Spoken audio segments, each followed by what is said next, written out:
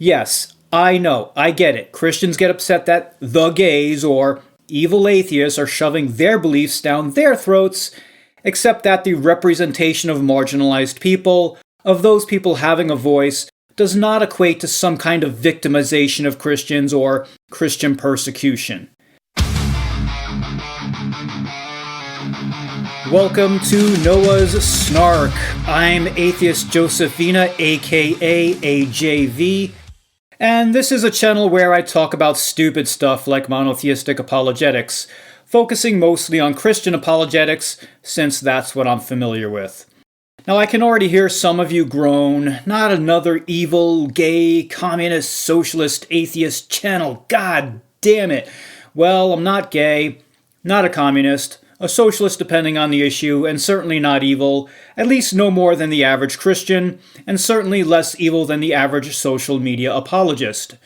And that's mainly why I'm creating this channel, as a hedge against those voices, as a hedge against the voices of Christian nationalism, because these days in the United States, evangelical Christians, even though they make up a minority of Christians, have nonetheless been able to seize enough power in an attempt to force their beliefs on everyone else who doesn't share their racist, xenophobic, bigoted, unethical worldview.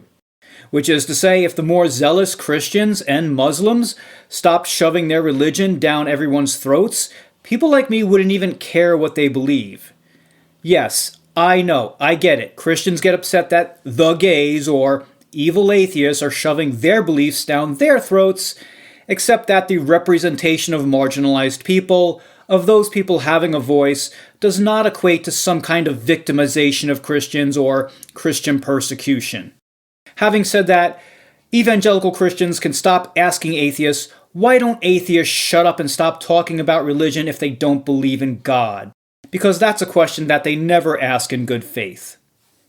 Since I believe religion is one of those things that seems to be so easily weaponized, and I'm not saying other beliefs can't be, I take exception to what, in my eyes, is obviously utter bullshitting for the sake of the appearance of special knowledge or in obtaining power. Plus, I don't think it's very helpful for people in general, or society at large, to hold false beliefs, even if those beliefs may offer some benefits that have been shown to be conferred by socializing, and not by the supposed truth of one's religion. In the course of talking about religion and apologetics, I hope to unveil some unique takes from time to time, or at least make points that aren't brought up often enough. There's no doubt some of the things I say will be construed as my unpopular opinion by religious fundamentalists, or even by the reasonable believer. That said, I do want to apologize to the many wonderful Christians I know and have known that are able to have civil conversations. Those reasonable believers I refer to, I'm not sure this podcast will be for you, or at least I'm not trying to be a jerk to you. My counter-apologetics ire is mainly aimed at people I consider either liars who are grifting, or people who claim to be smart and should otherwise know better, or at least be able to consider other points of view. I want to reiterate, I'm mostly doing this because Christians in power and Muslims in their respective countries are forever trying to roll back society and science to the Stone Age when things were apparently better. Sorry, no, those were only good times for people in power. They weren't better times for anyone else, and we shouldn't pretend they were, especially right now in the United States, as evangelicals are hell-bent on creating a theocracy in opposition to this thing called the Constitution and the Establishment Clause, which is why they're trying, and largely succeeding unfortunately, to scrap the Constitution, which is only the greatest and most influential political document of all time.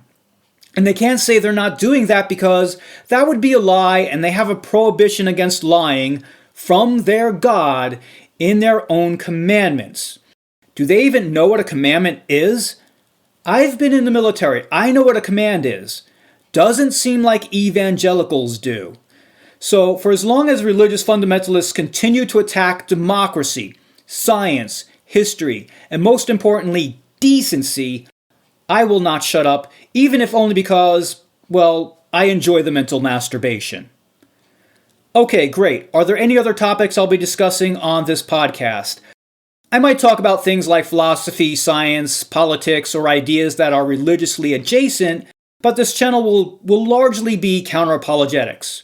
I'm sure I'll talk about flat earthers at some point, because that to me is even crazier than people believing in God. At least to me, believing in God, even if utter bullshit in my opinion, has better psychological justifications. Is there anything else you should know about me?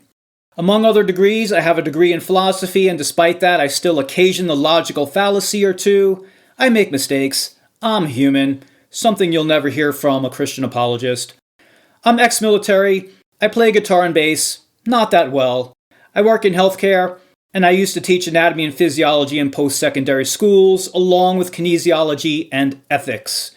But most importantly, I've been a cat dad. So that's my introduction. If you find yourself enjoying my content, kindly subscribe. Stay tuned.